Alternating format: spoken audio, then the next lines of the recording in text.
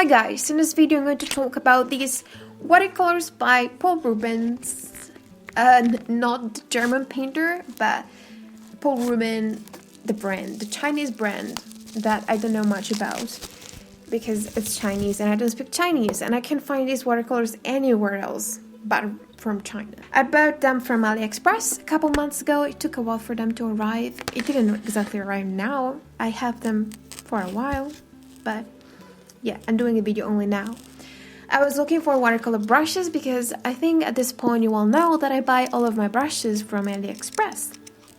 And since I wrote watercolor brushes in a search bar, also all of the watercolor sets came up and these stood out because I have a lot of watercolors in normal colors, but I don't really buy pastel colors because I always think I can make them myself just by adding water or white. And you know, all the watercolors that claim to be pastels usually tend to be opaque, and sometimes opaque watercolors don't work as well as transparent watercolors, and etc, etc.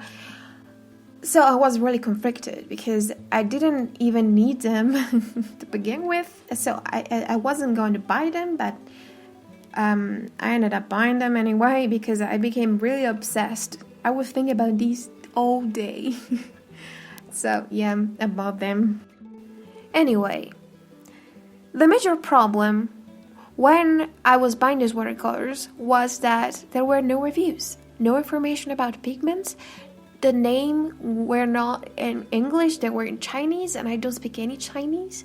So I was really scared that they were going to be super bad. So I Google translated the name of the brand and then looked for reviews in Chinese, and I found few of them of this same set, so I could see how they perform.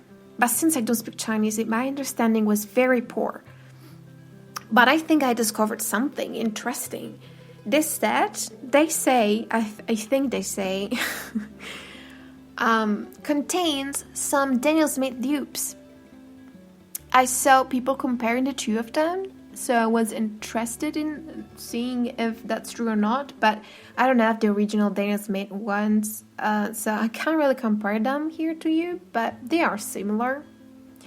This set was around $20, and this is not a full-size set, but it's compact and portable, so I like that.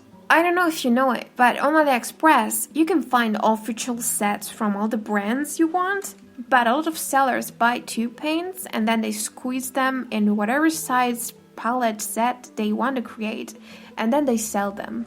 So this particular one, it's not an official Rubens set. By the way, I know that on Amazon you can find two sets of Rubens, but I wasn't interested in those colors, I just wanted these ones.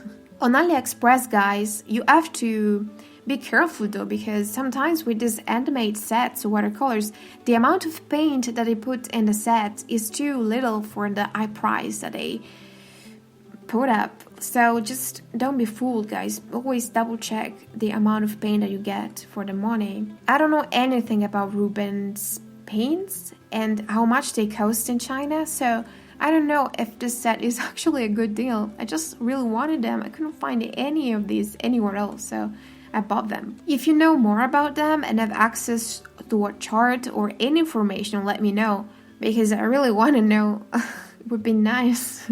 Each of this pan contained 0.5 ml of paint, which is not a lot. Normal half pan contains around 1.5 ml of paint, and this is half the size, guys.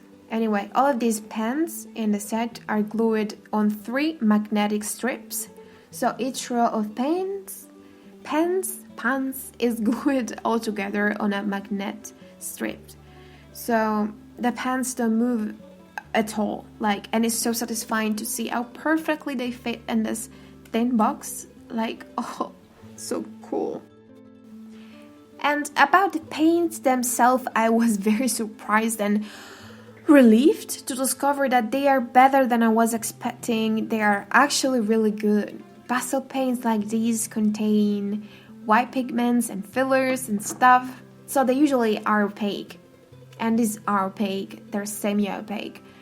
Since pastel colors are usually really light in color, I tend to use a lot of paint at once to get the color to the maximum intensity possible. This means that I work with thicker consistency, because if used too watery, this sort of pastel colors would be too light for my taste.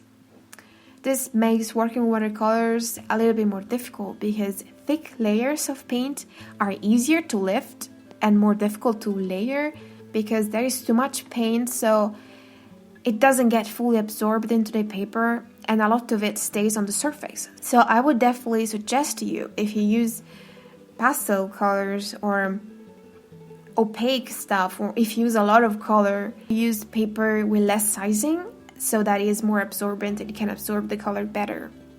With that being said, actually these watercolor paints don't give me that much of that problem, because the colors are pretty intense even if I water them down. And I use this Winsor Newton paper, the link is in the description, of everything is in the description by the way. And it is not made out of cotton or anything fancy, but this paper is really good and rarely fails when it comes to watercolors. Pretty much all the watercolors look good on this paper. These paints work great. They blend very well. They're not patchy. They're not particularly chalky or muddy. When they dry, they become more transparent. They're not like super opaque. They blend into each other beautifully on wet on wet. Like you barely have to move the paints.